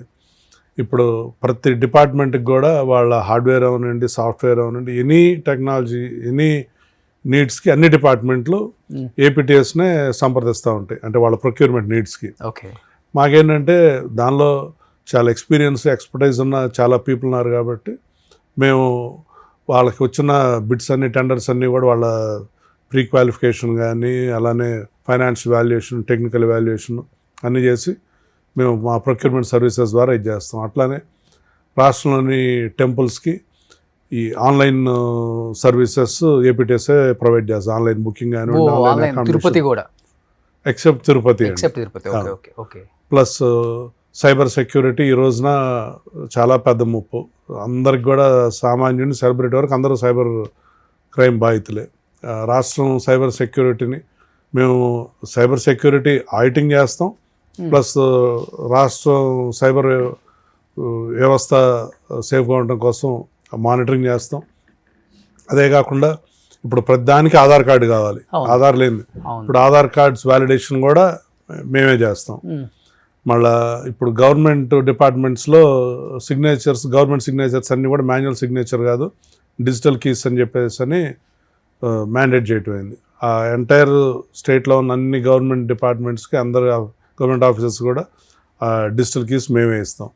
అదే కాకుండా స్టేట్లో ఇప్పుడు ప్రతి డిపార్ట్మెంట్ యొక్క టెండర్స్ మొత్తం కూడా ఈ ప్రొక్యూర్మెంట్ అనే పోర్టల్లో టెండర్ ప్రాసెస్ అంతా నడుస్తూ ఉంటుంది. అన్ని డిపార్ట్మెంట్స్కి ప్రతి నెల కొన్ని వేల ట్రాన్సాక్షన్స్ జరుగుతూ ఉంటుంది. ఆ ఈ ప్రొక్యూర్మెంట్ పోర్టల్ని కూడా ఏపీటీఎస్ఏ మెయింటైన్ చేస్తూ ఉంటుంది. బిఫోర్ కన్నా కూడా చాలా చేంజెస్ వచ్చినాయి, డెవలప్మెంట్ కూడా అయిందంటారు. చాలా అండి, ఇవన్నీ మేము చేస్తున్నాయి. నేను చైర్మన్గా వచ్చిన తర్వాత, మా ప్రభుత్వం వచ్చిన తర్వాత కూడా వీటిని చాలా ఎన్హాన్స్ చేసాం. ఇప్పుడు నేను ఇందా చెప్పిన ఈ ప్రొక్యూర్మెంట్ ప్లాట్ఫామ్ను కూడా మొత్తం రిఫైన్ చేసాం, యూఐ చేంజ్ చేసాం, ఫంక్షనాలిటీ యాడ్ చేసాం, ఇంకా ఫాస్ట్ రెస్పాన్స్ ఇది చేసాం. అట్లానే ఈ సైబర్ క్రైమ్స్ కూడా పెరుగుతున్నాయని చెప్పేసి అని మొత్తం మాకున్న ఈ సైబర్ సెక్యూరిటీ టెక్నాలజీని కూడా ఇంకా అడ్వాన్స్ చేసాం. అంతకుముందు 20,000 ఈపీఎస్ అంటే ఈవెంట్స్ పర్ సెకండ్ని మానిటర్ చేసే క్యాపబిలిటీ నుంచి మేము ఇప్పుడు 32,500 కెపాసిటీకి ఎన్హాన్స్ చేసాం. అట్లానే ఐబిఎం క్యూరాడర్ ప్లాట్ఫామ్ మీద ఈ సైబర్ సెక్యూరిటీ మానిటరింగ్ మా నడిచేది. దాన్ని సోర్ అనే ఇంకొక ఆటోమేటిక్ ఇంటిగ్రేటెడ్ ప్లాట్ఫామ్తో ఇంటిగ్రేట్ చేస్తుంది. దానివల్ల ఏంటంటే మనం మాన్యువల్గా మానిటరింగ్ లాగ్స్ అని కాకుండా అది ఆటోమేటెడ్గా ఇది చేస్తుంది. ఇందా నేను చెప్పినట్లు ఇట్లా డిజిటల్ కీస్ ఉన్నాయి. పాత మోడల్లో ఏంటంటే మనం ఒక యూబీఎస్ ద్వారా ఇది చేసి ల్యాప్టాప్ చేసి మళ్ళీ ఇవన్నీ లేకుండా ఇప్పుడు అందరికి స్మార్ట్ ఫోన్స్ వచ్చినాయి కాబట్టి ఇప్పుడు మన సి టైప్ టోకెన్స్ వచ్చినాయి. మీరు డైరెక్ట్ అది మీ మొబైల్కే పెట్టేసి మీ ఈ ఆఫీస్లోనే టక్కున సైన్ చేసేటట్లుగా ఇది చేసాం. ఇందా నేను చెప్పిన టీఎంఎస్ పోర్టల్, ఇది టెంపుల్ మేనేజ్మెంట్ సర్వీస్, అది గతంలో ఉన్నా కూడా ఏం పెద్ద వాడలేదు. దాన్ని కొంచెం ఫీచర్స్ అది యాడ్ చేసి మేము దాన్ని మొత్తం ఎన్హాన్స్ చేసాం. ఇప్పుడు రాష్ట్రంలోని ప్రధాన 18 టెంపుల్స్కి మొత్తం online accommodation, online booking, online దర్శనం మొత్తం అన్నీ కూడా మేమే చేస్తా ఉన్నాం. మా సర్వీసెస్ నచ్చి గవర్నమెంట్ రీసెంట్గా జియో ఇచ్చింది. ఏమనంటే ఇట్లా రాష్ట్రంలోని 175 అన్ని టెంపుల్స్కి కూడా ఏపీటీఎస్ఏ సర్వీసెస్ ప్రొవైడ్ చేయాలి అని చెప్పేసి అని. కానీ మీ రోల్తో మీరు సాటిస్ఫైగా ఉన్నారా? గుండె మీద చేసుకొని చెప్పండి. ఎందుకంటే ఇవన్నీ చేయాలనుకుంటే అమెరికాలో మీకు సాఫ్ట్వేర్ కంపెనీలు ఉన్నాయి, వేల మంది ఎంప్లాయీస్ ఉన్నాయి, 100 కోట్లు సంపాదించేసుకున్నారు, ఇంకేం అక్కర్లేదు లైఫ్లో, దేవుడు అన్నీ ఇచ్చేసాడు కదా. మీరు ఎందుకు వచ్చారు అసలు ఆంధ్రప్రదేశ్కి? సిఎస్ఆర్ ఫండ్స్ ద్వారానే ప్రజలకు మేలు చేయాలి, హెల్ప్ చేయాలి, సర్వ్ చేయాలని వచ్చారు కదా. కానీ ఒక ప్రజాస్వామ్యంలో ఉండే నాయకుడికి లేకపోతే మీలాగా టెక్నాలజీ వైపు ఇలా ఉండి ఆ టెక్నాలజీ వైపు చూసే దానికి చాలా డిఫరెన్స్ ఉంటుంది. ఆ సాటిస్ఫాక్షన్ ఉందా? గ్యారంటీగా ఉందండి. నేను ప్రైవేట్ పర్సన్గా ఇవన్నీ చేయగలిగేవాడిని కాదు, ఇంకా ఉన్నాయి. ఇంకా నేను కొన్నే చెప్పాను, మా ఏపీటీఎస్ పరంగా మేము కొత్త తీసుకొచ్చిన ఇంకా ఉన్నాయి. ఇవి నేను ఇండివిజువల్గా నేను చేయలేనండి. It was possible only because of visionary leadership of Chandrababu Naidu garu and Lokesh గారు. వాళ్ళు ఇస్తున్న ఎంకరేజ్మెంట్, వాళ్ళు ఇచ్చిన ఆపర్చునిటీ వల్లే నేను ఇవన్నీ చేయగలిగాను. ఇందాక మీరు సిఎస్ఆర్ ఫండ్స్ అన్నారు. ఏపీటీఎస్లో నేను చైర్మన్ అయిన తర్వాత మేము ఇంకోటి చేసానంటే ఎప్పుడు సిఎస్ఆర్ ఫండ్స్ ఎప్పుడు గతంలో యూజ్ చేయలేదు. సిఎస్ఆర్ ఫండ్స్ తోటి మంగళగిరిలో స్టేట్లోనే one of the best model library develop చేసాం. అట్లానే కుప్పంలో ఒక కోవర్కింగ్ స్పేస్ని బిల్డ్ చేసాం. మన స్టేట్లోని ఫస్ట్ కోవర్కింగ్ స్పేస్ అదే. అట్లానే డిజిటల్ లైబ్రరీ ఒకటి బిల్డ్ చేసాం. హిందూపూర్లో అక్కడ వాటర్ ప్రాబ్లం ఉంటుంది, అక్కడ 6 వాటర్ ప్లాంట్స్ ఇది చేసాం. ఇప్పుడు మంగళగిరిలో మళ్ళీ ఇంకొక పార్క్ ఒకటి బిల్డ్ చేస్తున్నాం. సో ఏపీటీఎస్ ద్వారా టెక్నాలజీ ఇనిషియేటివ్స్, టెక్నాలజీ అడ్వాన్స్మెంట్ ఇదే కాకుండా సర్వీస్ యాక్టివిటీస్ కూడా చేస్తున్నాం. ఇందాక మీకు ముఖ్యమైన పాయింట్ ఇంకొకటి చెప్పడం మిస్ అయింది. ఏపీటీఎస్ హెడ్ క్వార్టర్స్ అంతకుముందు హైదరాబాద్, ఇప్పుడు విజయవాడ. కానీ గ్రాస్ రూట్లో కూడా వెళ్ళాలి, స్టార్టప్స్ కూడా ఎంకరేజ్ చేయాలి, యంగ్ ఎంటర్ప్రెన్యూర్స్ని ఎంకరేజ్ చేయాలి అని చెప్పేసి డిస్ట్రిక్ట్ వైడ్ కూడా ప్రతి డిస్ట్రిక్ట్లో కూడా ఇప్పుడు ఏపీటీఎస్ ఆఫీసులు పెట్టాం. ప్రతి ఆఫీస్కి కూడా ఒక డిస్ట్రిక్ట్ ఐటీ మేనేజర్ని, వాళ్ళ కింద 3 ఐటీ మేనేజర్స్ని పెట్టి గ్రాస్ రూట్లో కూడా జిల్లాల స్థాయిలో వీటిలో కూడా ఎక్కడికక్కడ ఇంకా కొత్త కొత్త ఆవిష్కరణలతోటి, కొత్త కొత్త ఆలోచనలతోటి వచ్చే యంగ్ ఎంటర్ప్రెన్యూర్స్ని, స్టార్టప్స్ని ప్రమోట్ చేయాలని ఉద్దేశంతో కూడా ఈ డిస్ట్రిక్ట్ ఆఫీసెస్ మొత్తం స్టేట్ వైడ్ కూడా ఎక్స్పాండ్ చేయడం జరిగింది. ఓకే. అట్లానే మా వంతుగా సొసైటీకి ఇంకా ఎప్పటికప్పుడు వాళ్ళకి వస్తున్న ఇబ్బందులకి మేమే దాని సొల్యూషన్ ప్రొవైడ్ చేయాలనే ఉద్దేశంతో ఇప్పుడు సైబర్ క్రైమ్స్ ఎక్కువైనాయి కాబట్టి సైబర్ సెక్యూరిటీలో మేము స్టేట్ వైడ్ హ్యాకథాన్స్ కండక్ట్ చేసి దానిలో ఇంటర్న్స్ని తీసుకొని వాళ్ళకి మేము మంత్లీ శాలరీ ఇస్తా, మళ్ళీ వాళ్ళందరికీ ట్రైనింగ్ ఇస్తా. మేము అనేక మంది సైబర్ సెక్యూరిటీలో నిపుణుల్ని ప్రొవైడ్ చేస్తూ ఉన్నాం. ఓకే. సో మోహన్ కృష్ణ గారు, ఇప్పుడు ఇంటర్వ్యూ జరుగుతుంది, అయిపోయిన తర్వాత ఫస్ట్ మీకు లోకేష్ గారు కాల్ చేస్తారు, దగ్గరలో ఉంటే ఒకసారి ఇంటికి వచ్చాయని. అయితే బాలకృష్ణ గారు కాల్ చేస్తారు, దగ్గరలో ఉంటే ఒకసారి ఇంటికి వచ్చాయంటారు. ఫస్ట్ ఎటు వెళ్తారు? రోషన్ గారు వాళ్ళను బుక్ చేయాలనే ఉద్దేశంతో ఎటు వెళ్తారు ఫస్ట్? ఇద్దరు వెరీ వెరీ ఇంపార్టెంట్ అండి. అసలు ఎటు వెళ్తారు ఫస్ట్? అంతే. ఇద్దరు ఒక చాటు ఉండరు కదా, నా ప్రశ్న ఎప్పటికీ రాదు. అందుకనే ఇద్దరు ఒక చాటు ఉండరు కాబట్టి ఎటు వెళ్తారు ఫస్ట్? ఇప్పుడు బాలకృష్ణ గారు హైదరాబాద్ లో ఉంటారు, లోకేష్ గారు మంగళగిరిలో ఉంటారు. ఇక్కడ హైదరాబాద్ లో ఉంటారు కదా ఆయన కూడా ఎక్కువ. ఫ్రైడే సాటర్డే అంతా వచ్చేస్తారు కదా. ఎప్పుడన్నా వస్తున్నారు. సరే, ఎందుకు ఎటు వెళ్తారు? టాపిక్ డైవర్ట్ వద్దు. ఆ రోజు సందర్భాన్ని బట్టి వెళ్తానండి. ఆ రోజు సందర్భాన్ని బట్టి అంటే అకేషన్ బట్టి, ముఖ్యమైన ఈవెంట్ని బట్టి, ఆ సందర్భాన్ని బట్టి వెళ్తాను. ఇప్పుడు అడ్మినిస్ట్రేషన్ వైజ్ అనుకోండి, ఆబ్వియస్గా నా మంత్రి లోకేష్ గారు. అంటే ఎవరి దగ్గర ఎక్కువ చనువు ఉంది? లేదండి బాలకృష్ణ గారు కాల్ చేశారు, అటు వెళ్ళేసి వస్తానండి, లేదండి బాలకృష్ణ గారు లోకేష్ గారు ఎందుకు రమ్మంటున్నారండి, వెళ్ళేసి వస్తానండి, ఎవరి దగ్గర ఎక్కువ చనువు ఉంటుంది చెప్పేయడానికి? ఇద్దరితోటి నాకు ఆ చనువు ఉందండి. ఇద్దరితోటి లాంగ్ రిలేషన్ ఉంది. బాలకృష్ణ గారు నా అభిమాన హీరో. అంటే నేను స్కూల్లో నుంచి, కాలేజీలో నుంచి ఆయన్ని ఒక అభిమానిగా తర్వాత కాలంలో ఆయనకి ఎంతో క్లోజ్ అయ్యి, ఆయన నన్ను పరిచయం చేసేటప్పుడు కూడా మా కుటుంబ సభ్యుడు నా ఫ్రెండ్ అని పరిచయం చేస్తారు. ఒక అభిమానిగా పరిచయం అయ్యి ఆయన చేత నా మిత్రుడు, మా కుటుంబ సభ్యుడని పరిచయం చేయించుకునేగలిగే అదృష్టం వచ్చింది అని అంటే నాకు ఆయనతోటి చాలా లాంగ్ జర్నీ ఉంది. ఓకే. ఆయనతో నాకు ఆ ర్యాపో ఉంది. అట్లానే లోకేష్ గారితో ఇప్పుడు రాజకీయాల్లో మా పార్టీకి ఆయన party head, party working president. అదే కాకుండా నా శాఖకి ఆయనే మంత్రి గారు. ఆయనతోటి రెగ్యులర్ టచ్లో ఉంటాను. ప్లస్ నేను రాజకీయాల్లో రాకముందు నుంచి కూడా నాకు లోకేష్ గారు పరిచయం. సో ఇది చాలా క్లిష్టమైన ప్రశ్న. నాకు ఇంకొకళ్ళు అయితే ఎగ్జాంపుల్ చెప్పొచ్చు, కానీ ఇద్దరితోటి నాకు లాంగ్ జర్నీ, బాండింగ్ ఉందండి. ఎందుకంటే ఇద్దరు మిమ్మల్ని నమ్మే కదా. వాళ్ళేమో ఎన్టీఆర్ ట్రస్ట్ కి మిమ్మల్ని డైరెక్టర్ చేశారు, హాస్పిటల్ మిమ్మల్ని యాక్టివ్ చేస్తున్నారు, ఫండ్స్ తెప్పించడంలో కానీ, డొనేషన్స్ చేయటం అన్ని కూడా. అవునండి, అవును, ఫండ్ రైజింగ్ ఈవెంట్స్ చేయటం. అవును, అందుకే ఇద్దరికి ఆ వాల్యూ ఇద్దరి కాడ ఉంది కాబట్టి అలా ఉంటాం. అదృష్టం కదా రోషన్ గారు, ఎందుకంటే ఎంతమందికి అవకాశం ఉంటుంది చెప్పండి. బాలకృష్ణ గారితో చాలా కష్టం అంటారు కదండి, ఎందుకంటే ఆయన సినిమాల్లో డైలాగ్ ఉంది, చూడు ఒకవైపు చూడు, రెండో వైపు చూడుకు మాడిపోతాం, మసైపోతాం అన్నట్లుగా. ఆయనతో ఎలా ఉంటుంది అసలుకి? చాలా డిఫికల్ట్గా ఉంటుందా, లేకపోతే చాలా ఈజీ కామ్ గోయింగ్? లేదు బయట అనుకున్నంత ఏం ఉండదు, బయట అది ఒక ప్రోపగండా, ఒక గ్లోబల్ ప్రచారం తప్పితే ఎట్లా ఉంటుంది ఆయనతో అనేది చాలా తక్కువ మందికి తెలిసి. ఏం చెప్తారు? ఆయన్ని దగ్గరగా చూసిన వాళ్ళు ఎవరైనా కానీ ఇప్పుడు నేను చెప్పే ప్రశ్నతో, నేను చెప్పే సమాధానంతో వాళ్ళు కూడా ఏకీభవిస్తారు.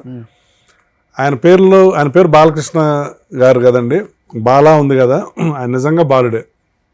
అంటే పిల్లలైతే ఎలా స్వచ్ఛంగా ఉంటారో, కల్మషం ఏమి ఉండదో, బాలకృష్ణ గారు కూడా అంతే ఉంటారు. ఆయన దగ్గర ఫిల్టర్ ఏమి ఉండదు. ఆయన కల్మషం లేకుండా ఉంటారు, స్వచ్ఛంగా ఉంటారు, నిజాయితీగా ఉంటారు. మన నుంచి కూడా అదే ఎక్స్పెక్ట్ చేస్తారు. ఆయనకి ఎవరు నచ్చరు అని అంటే నిజాయితీగా లేకుండా దొంగ మాటలు చెప్తా మభ్యపెట్టేవాళ్ళు, ఇలాంటి వాళ్ళు నచ్చరు. ఆయన తెర మీద నటుడు, కానీ తెర బయట నిజ జీవితంలో నటిస్తే ఆయనకి ఇష్టం ఉండదు. ఆయనతో మీరు జెన్యున్గా ఉండండి, ఆయనతో ఉన్నంత కంఫర్ట్గా ఎవరితో ఉండదు. ఓకే, ఆయన చాలా గ్రేట్ హ్యూమన్ బీయింగ్. ఆయన ఎంత కష్టపడతాడంటే నేను ప్రత్యక్షంగా ఆయనతో ఇన్ని సంవత్సరాల్లో ఎన్నోసార్లు ఆయన అమెరికా వచ్చినప్పుడు కూడా చూసేవాడిని. ముందు ఏదైనా కార్యక్రమం ఉంటే ఆ కార్యక్రమం అవడానికి ఇప్పుడు నైట్స్కి వచ్చినా అవనివ్వండి, లేకపోతే బస్తారకం క్యాన్సర్ ఇన్స్టిట్యూట్ ఫండ్ రైజింగ్ అప్పుడేమైనా అవనండి, అర్ధరాత్రి వరకు ఆ కార్యక్రమాలు వెళ్ళినా అవి ఉండి మరుసటి రోజు మళ్ళీ పొద్దున్నే 3 రెడీగా ఉండేవాళ్ళు. ఆర్గనైజర్లు కానీ అందరు కానీ అర్ధరాత్రి చేసి వీళ్ళందరూ మళ్ళీ మరుసటి రోజు వీళ్ళు రెడీ అవ్వడానికి 9-10 అయ్యేది. బట్ ఆయన 3 మార్నింగే లేచి అట్లా ఆయన 365 రోజులు అంతే ఉంటారు. అందుకే ఆయన అంత క్రమశిక్షణతో ఉంటారు, అంత కష్టపడతారు. కాబట్టి అందుకే ఆయన చేసే అన్నిట్లో కూడా రిజల్ట్ కూడా అలానే ఉంది. ఇప్పుడు మీరు చూస్తే హిందూపూర్ ఎమ్మెల్యేగా ఆయన ప్రతి ఎలక్షన్కి ఆయన మెజారిటీ పెరుగుతూ ఉంది. 2014లో కన్నా 19లో ఎక్కువ మెజారిటీ వచ్చింది, 19 కన్నా 2024 ఎక్కువ మెజారిటీ వచ్చింది. క్యాన్సర్ హాస్పిటల్ చైర్మన్గా మీరు చూస్తే ఆయన చైర్మన్గా ఆయన అప్పటికన్నా ఇప్పుడు హాస్పిటల్ ఇంకా ఎంతో ఎత్తుకెదిగింది. ఈ రోజున భారతదేశంలోనే అగ్రశ్రేణి క్యాన్సర్ హాస్పిటల్గా ఉంది. దానికి బాలకృష్ణ గారి లీడర్షిప్పే కారణం. వన్ ఆఫ్ ద రీజన్ ఆయన మంత్రి పదవి తీసుకోకపోవడానికి రీజన్ కూడా ఇన్ని బాధ్యతలు పెట్టుకొని దాన్ని మళ్ళీ మనం ఫుల్ ఫ్లెక్స్డ్గా టైం ఇవ్వలేకపోతాం, న్యాయం చేయలేకపోతాము అన్న చిన్న భయంతోనైనా అయ్యి ఉండొచ్చండి అనుకుంటున్నాను. అంటే అది ఎప్పుడు నేను మాట్లాడలేదు, డిస్కస్ చేయలేదా? ఎప్పుడు డిస్కస్ చేయలేదు. అంటే అడగాలని ఉంటుంది కదా మీకైనా. ఆయన అభిమానించే వాళ్ళందరికి కూడా ఆయన ఎంత పెద్ద పదవిలో ఉంటే అంత సంతోషంగానే ఉంటుంది. సో నాకు కూడా ఉంటుంది. చూడాలనుకుంటున్నారు మీరు కూడా? అందరూ అనుకుంటారు కదండి. కాకపోతే ఏమిస్తే బాగుంటుంది బాలకృష్ణ గారికి? నాకు అది హోమ్ మినిస్టర్, అది నా స్థాయి కాదండి. అది చంద్రబాబు నాయుడు గారు ముఖ్యమంత్రి గారు డిసైడ్ చేసి. ఒక ఫ్యాన్ గా చెప్పండి. మీరు అన్నారు అభిమాన్ అన్నారు, ఇప్పుడు మోహన్ కృష్ణ గారు ఒకసారి మర్చిపోండి ఏపీటీఎస్ చైర్మన్.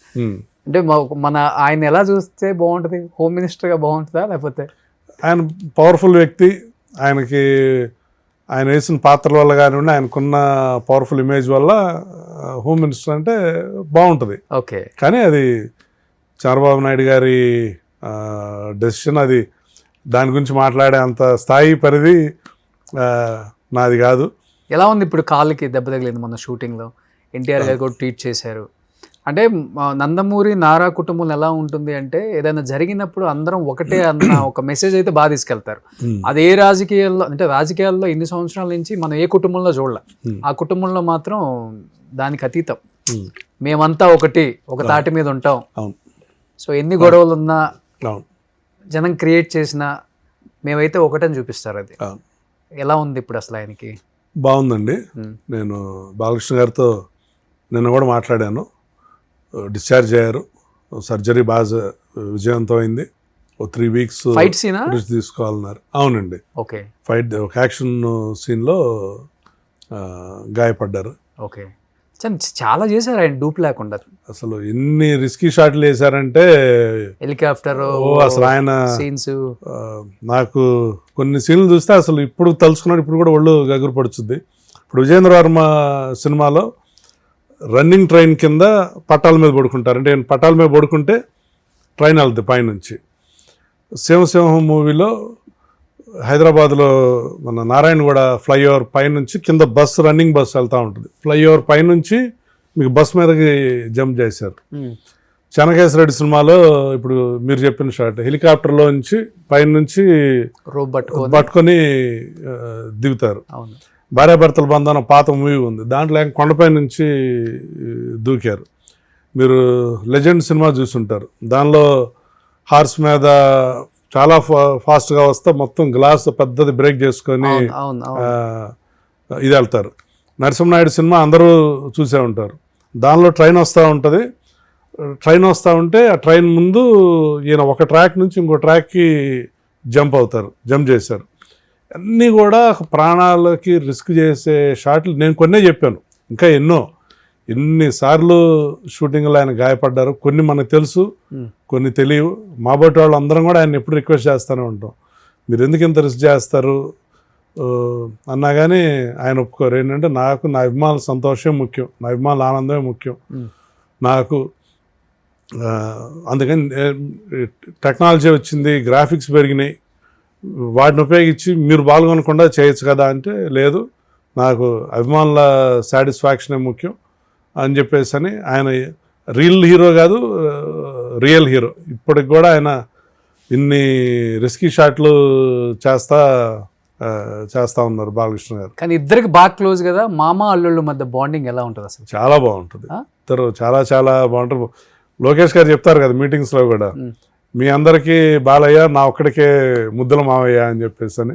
ఓకే, ఆయనకి అంటే వాళ్ళ మేనమామ గారు కాబట్టి చిన్నప్పటి నుంచి కూడా బాలకృష్ణ గారితో ఆయనకి ఆ బాండింగ్ ఉంది. ఇప్పుడు బ్రహ్మణి గారి ఫాదర్గా వాళ్ళ మామగారిగా కూడా అదే బాండింగ్ ఇప్పటికి కూడా అంతే. వాళ్ళిద్దరూ చాలా చాలా బాగా సరదా చాలా బాగుంటారు. మొన్న కూడా బాలకృష్ణ గారి కొత్త మూవీకి అప్పుడు మొన్న లోకేష్ గారు వచ్చి క్లాప్ కొట్టారు. చాలా బాగుంటారు ఇద్దరు. సో అమరావతిలోనే ఎక్కువ ఉంటున్నారు కాబట్టి ఏమైనా కనపడుతున్నాయండి ఎత్తైన హైరేజ్ టవర్స్ చూడటానికి? ఫ్లైట్ దిగేటప్పుడు ఆహా మన అమరావతి లేకపోతే మన హైదరాబాద్ అనుకునేలాగా ఏమైనా స్టార్ట్ అయిందా? బాగా ఉందండి. 2028కి మొదటి దశ పూర్తవుద్దని ముఖ్యమంత్రి చంద్రబాబు నాయుడు గారు ఆల్రెడీ చెప్పడం జరిగింది. రౌండ్ ది క్లాక్ విపరీతంగా ఎన్నో పనులు జరుగుతూ ఉన్నాయి. మీరు చూస్తే రోడ్స్ అవనివ్వండి, లేకపోతే ఇన్ఫ్రాస్ట్రక్చర్ మిగతా కానివ్వండి, డ్రైనేజ్ కానివ్వండి, అండర్ గ్రౌండ్ కేబుల్స్ కానివ్వండి, మొత్తం అంతా బేసిక్ ఇన్ఫ్రాస్ట్రక్చర్ అంతా కూడా బ్రహ్మాండంగా జరుగుతూ ఉంది. బోలెడన్ని బిల్డింగ్స్ కూడా జరుగుతూ ఉన్నాయి. ఇప్పుడు ఈ క్వాంటమ్ టవర్స్ కూడా 6 monthsలో 2 టవర్స్ రెడీ అవుతాయి. ఇప్పుడు సెక్రటేరియట్, అసెంబ్లీ ఇవి కూడా అంటే ఆల్రెడీ ఉన్నాయి, అవి టెంపరీ, పర్మనెంట్ కూడా రెడీ అవుతూ ఉన్నాయి. అన్ని గవర్నమెంట్ డిపార్ట్మెంట్స్ ఆఫీసర్స్ రెడీ అవుతూ ఉన్నాయి. గవర్నమెంట్ ఎంప్లాయీస్, ఎమ్మెల్యేస్ వీళ్ళు ఉండడానికి క్వార్టర్స్ రెడీ అవుతూ ఉన్నాయి. చాలా చాలా బ్రహ్మాండంగా, చాలా వేగంగా, చాలా ఫాస్ట్గా జరుగుతూ ఉన్నాయి. చంద్రబాబు నాయుడు గారు ఎవ్రీ వీక్ రివ్యూ చేస్తూ ఉన్నారు. అప్పుడు మొదలుపెట్టిన చంద్రబాబు నాయుడు గారు ముఖ్యమంత్రిగా ఉన్నప్పుడు గత 2014-19లో మొదలుపెట్టిన పనులు లాస్ట్ జగన్ గవర్నమెంట్ కూడా కంటిన్యూ చేస్తుంటే ఈ పార్టీకి ఒక కొలిక్కి వచ్చాయి. వాళ్ళు కంటిన్యూ చేయటం నుంచి డిస్ట్రక్షన్ చేసి ఉన్నాటిని పగలగొట్టడం, ఉన్నాటిని తవ్వేయటం, మొత్తం దాన్ని మళ్ళా ఒక శ్మశానంలా చేశారు. మళ్ళా మా కుటుంబ ప్రభుత్వం వచ్చాక మొత్తం మళ్ళీ స్క్రాచ్ నుంచి మళ్ళీ బిగినింగ్ నుంచి స్టార్ట్ చేయాల్సిన పరిస్థితి. ఈసారి వస్తే మళ్ళీ క్యాపిటల్ మారిపోతుంది, దాని పేరే మావిగన్ అంటున్నారు కదా ఇప్పుడు. మళ్ళీ తర్వాత జగన్ వస్తానండి, మళ్ళీ వస్తే జగన్ రావటం అనేది ఇక కలండి. ఒకసారి అది ఎలా మనం చెప్పగలండి? 40% ఓట్ షేర్ ఉన్న అతిపెద్ద ప్రాంతీయ పార్టీ కదా అది కూడా. రాజకీయాల్లో ఏదైనా జరగవచ్చు. విజయ్ గెలవడానికి 5-6 సీట్లు కన్నా ఎక్కువ రావని చెప్పారు. ఈరోజు చూస్తే విజయ్ చీఫ్ మినిస్టర్ అయి కూర్చున్నాడు అక్కడ. రాజకీయాల్లో ఏదైనా జరగవచ్చు సార్, ఏదైనా అతీతం. ఒక వేవ్ వచ్చిందంటే అసలు మనిషికి సంబంధం లేదు, పార్టీకి సంబంధం లేదు. మీరు అన్నది నేను ఒప్పుకుంటాను రోషన్ గారు. కాకపోతే జగన్మోహన్ రెడ్డి అంతకుముందు ఏంటంటే నాకు ఒక్క అవకాశం అనేది అందరికి కూడా సరే ఇతనికి కూడా ఒక అవకాశం ఇద్దాము అని ఒకసారి అవకాశం ఇచ్చారు. అతనికి ఒక అవకాశం ఇస్తే రాష్ట్రాన్ని ఒక తరం కాదు 10 తరాలు వెనక్కి తీసుకెళ్ళాడు. ఇతనికి ఒక అవకాశం ఇస్తే ఈ స్థాయిలో చేస్తాడా అని ప్రజలు భయపడి మొన్న మేము గెలవడానికి 10 తరాలు వెనక్కి తీసుకెళ్ళిపోవడానికి కూడా ఆంధ్రప్రదేశ్లో అభివృద్ధి ఏముందండి? ఆంధ్రప్రదేశ్ అభివృద్ధి అంతా హైదరాబాద్లోనే పెట్టారు కదా. ఒక హైదరాబాద్ తప్పితే ఆంధ్రప్రదేశ్, తెలంగాణకి ఏముంది అభివృద్ధి? ఇంకేం లేదు కదా వాస్తవంగా మాట్లాడుకుంటే. ఎందుకు లేదు, విశాఖపట్నం కానివ్వండి, విజయవాడ కానివ్వండి, తిరుపతి కానివ్వండి, వీటన్నిటిలో కూడా అభివృద్ధి. అఫ్కోర్స్ ఎక్కువ హైదరాబాద్ అనేది మేజర్గా అభివృద్ధి చెందింది, కానీ మిగతా సిటీస్ కానీ మిగతా ప్రాంతాలు కూడా అభివృద్ధి చెందాయి. ఇప్పుడు జగన్మోహన్ రెడ్డి గారు రారు అని నేను ఎందుకు బలంగా చెప్తున్నాను అని అంటే, ఆయన ఎంతసేపు ఏం చెప్పాడు, నేను సంక్షేమం ఇచ్చాము అని చెప్పాడు. ఆయన కన్నా మేము సంక్షేమం ఇంకా ఎక్కువ ఇస్తున్నాం. ఆయన ఇచ్చిన ప్రతి సంక్షేమ కార్యక్రమం కన్నా మేము ఇంకా అదనంగా ఇస్తున్నాం. ఆయన ఇంట్లోంచి కదలకుండా జస్ట్ బటన్ నొక్కేవాడు.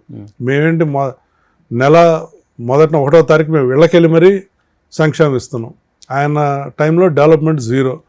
కొత్తగా ఇండస్ట్రీలు రావటం అటు నుంచి ఉన్నాయే పారిపోయే పరిస్థితి చూసాం మనం.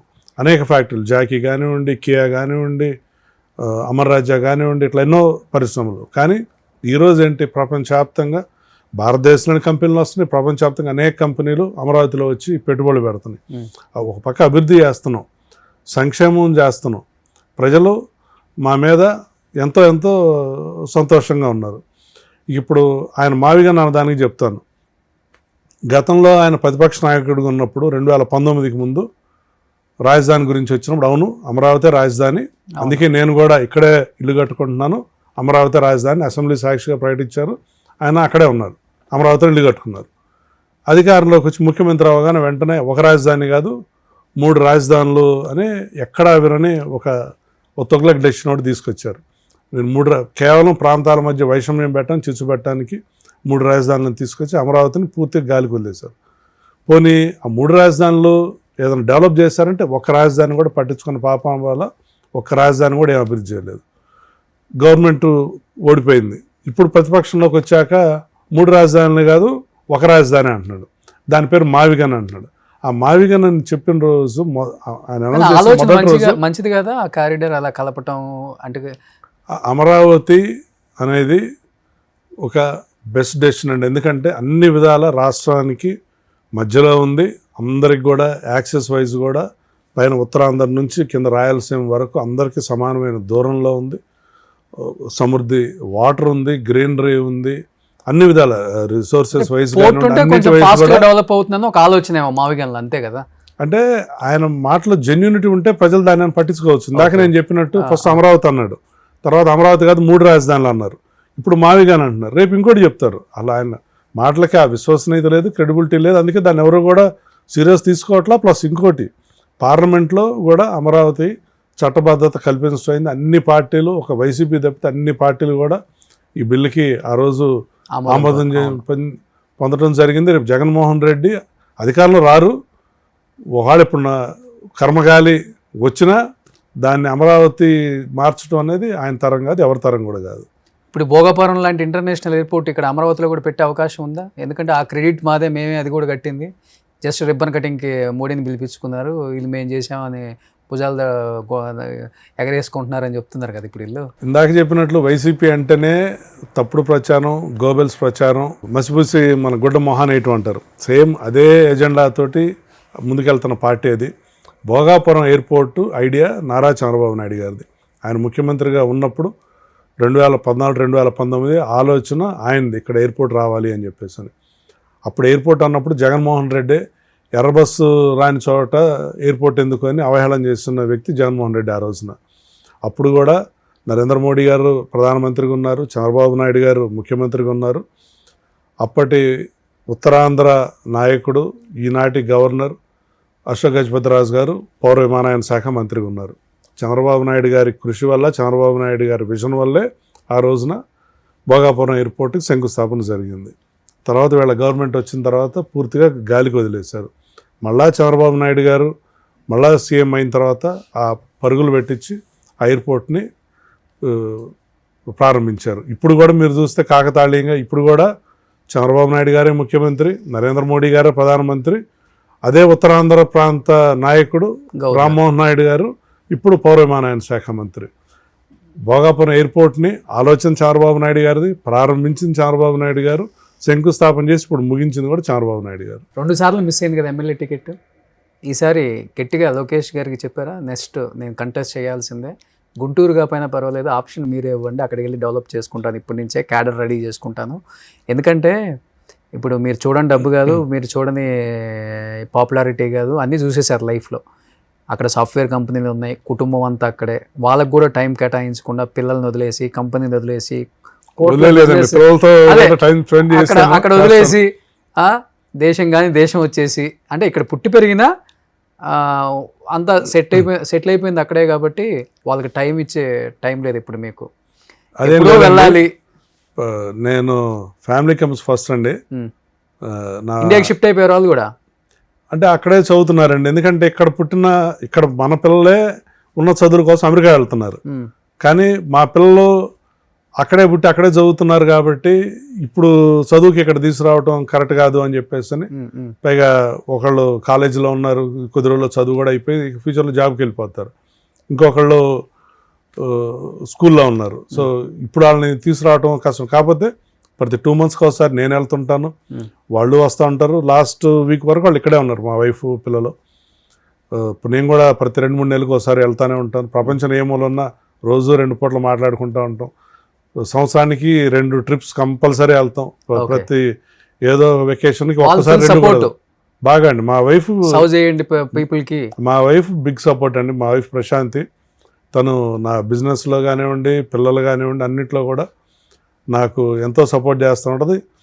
అమెరికాలో కూడా చూసింది కదా, నేను ఇప్పుడు కొత్తగా ఇక్కడ పబ్లిక్ లైఫ్లో రావటం కదా. అమెరికాలో కూడా నాట్స్లో ఎన్ఆర్ఐ టీడీపీలో అక్కడ కూడా నేను బిజీగానే ఉండేవాడిని కాబట్టి నాకు జనంలో ఉండటం ఇష్టం, జనంకి సర్వ్ చేయటం ఇష్టం అని నా ప్యాషన్, నా ఇంట్రెస్ట్ తెలుసు కాబట్టి నా వైఫ్ కూడా ఆమె వెనకుండి నన్ను సపోర్ట్ చేస్తే వీటన్నిటిలో నేను ముందుకెళ్ళడానికి తను కూడా she also played a key role. So top 5 పిల్లలతోటి బాగా అటాచ్మెంట్ ఉంది. ప్రతి సంవత్సరం మినిమం 2 వెకేషన్లకు అయితే వెళ్తానే ఉంటాం. సో టాప్ 5 మిలీనియర్స్లో ఒక టాప్ 2, టాప్ 3 మోహన్ కృష్ణ గారు ఉంటారు అని చెప్తుంటారు, నిజమేనా? అస్సలు కాదండి. ఈసారి అఫిడవిట్లో పెమ్మసాని గారు 7,400 కోట్లు అయితే మంది 10,500 కోట్లు దాకా అంటున్నారు. రంజాన్ చంద్రశేఖర్ గారు హీఈస్ నెక్స్ట్ లెవెల్. ఆయన ఎన్ఆర్ఐస్ అందరికి కూడా ఒక స్ఫూర్తి. ఆయనతో దగ్గరగా ఉండే వాడిని కాదండి. ఇక దీంట్లోనా అఫిడవిట్లోనా అంటే కదా? మీకు అబద్ధం చెప్పను, డబ్బులు ఉన్నాయి, సంపాదించాను, సంపాదిస్తూనే ఉన్నాను. ఇప్పుడు కూడా ఇంకా నా బిజినెస్ లో యాక్టివ్ గానే ఉన్నాయి. పార్టీకి 500 కోట్ల దాకా ఇచ్చారండి ఫండ్ మీరు? కాదండి, లేదు. పార్టీకి చాలా ఖర్చు పెట్టాను, కోట్లు ఇచ్చాను. ఎన్ని కోట్లు అనేది చెప్పను కానీ కోట్లు ఖర్చు పెట్టాను, కోట్లు ఇచ్చాను. కానీ మీరు చెప్పే నంబర్ కాదండి, అంత అమౌంట్ ఎవరు సార్. ఫోన్లే నేను చెప్పకపోయినా ఈసారి అఫిడవిట్లో చూపించాలి. ఆయన అమెరికా డబ్బులు కదా, ఈజీగా చూపించాల్సిందే, తప్పదు. అంత వైట్ మనీ కాబట్టి చూపించాల్సి వస్తుంది కాబట్టి అప్పుడు చూపించినప్పుడు మీరే చూద్దరు. డెఫినెట్గా చూస్తాం అప్పుడు. బట్ లాస్ట్ టైం ఫైనల్గా చెప్పండి, 2027 ఇదే టైంకి నారా లోకేష్ గారిని ముఖ్యమంత్రిగా చూడాలనేదే నారా భువనేశ్వరి గారు, నారా చంద్రబాబు నాయుడు గారి కోరిక. అది కూటమి ప్రభుత్వం ఉండటం వల్ల అక్కడ ఇక్కడ కొన్ని వెనక్కలాగుళ్ళు వస్తున్నాయి, లేకపోతే ఎప్పుడో చేయాలన్న ఆలోచన ఆయనకు ఉంది. 26లో అవ్వాల్సిన వ్యక్తి 27కి మొత్తం లైన్ క్లియర్ చేస్తున్నారు. అన్ని కుటుంబాలను కూడా పిలిపించి ఈ మధ్య గెట్ టుగెదర్ కూడా లోకేష్ గారు పెట్టడం జరిగింది. అది నిజమా? అది నిజంగా జరగబోతుందా? జరిగితే ఎలా ఉండబోతుంది? పవన్ కళ్యాణ్ గారి రియాక్షన్ ఏంటి అసలుకి? అది అసలు ఏమాత్రం కూడా జరిగే అవకాశం లేదండి. నేను ఇందాక ఇంటర్వ్యూ బిగినింగ్లో చెప్పినట్టు నారా చంద్రబాబు నాయుడు గారే ఈ రాష్ట్రానికి, పార్టీకి నాయకుడు అని నారా లోకేష్ గారు చెప్తారు, అందరూ కూడా చెప్తానే ఉన్నాం. నారా చంద్రబాబు నాయుడు గారి అవసరం ఈ రాష్ట్రానికి ఇంత ముందు కన్నా ఇప్పుడు ఇంకా ఎక్కువ ఉంది. నారా లోకేష్ గారు కూడా నారా చంద్రబాబు నాయుడు గారే ఇంకా ముఖ్యమంత్రిగా ఉండాలని అందరూ కూడా కోరుకుంటారు. మీరు చెప్పిన ఈ 2027 అనేది నేను ఎక్కడా వినలేదు. మీరు అన్నట్టు నాయకులందరినీ కలిసి అనేది అది కరెక్ట్, కానీ దానికి దీనికి సంబంధం లేదండి. లోకేష్ గారు పార్టీ వాళ్ళ సభ్యులందరినీ కూడా తన కుటుంబ సభ్యులైనా చూస్తారు. అందుకే మీరు చూస్తే భారతదేశంలో ఎక్కడ ఏ పార్టీ లేని విధంగా పార్టీ కార్యకర్త చనిపోతే ఆ కుటుంబానికి లైఫ్ ఇన్సూరెన్స్ ఇచ్చిన మొదటి పార్టీ తెలుగుదేశం. ఆలోచన కూడా లోకేష్ గారిది. ఫస్ట్లో 2 lakhs ఇచ్చేవాళ్ళం, ఇప్పుడు 5 lakhs ఇస్తూ ఉన్నాం.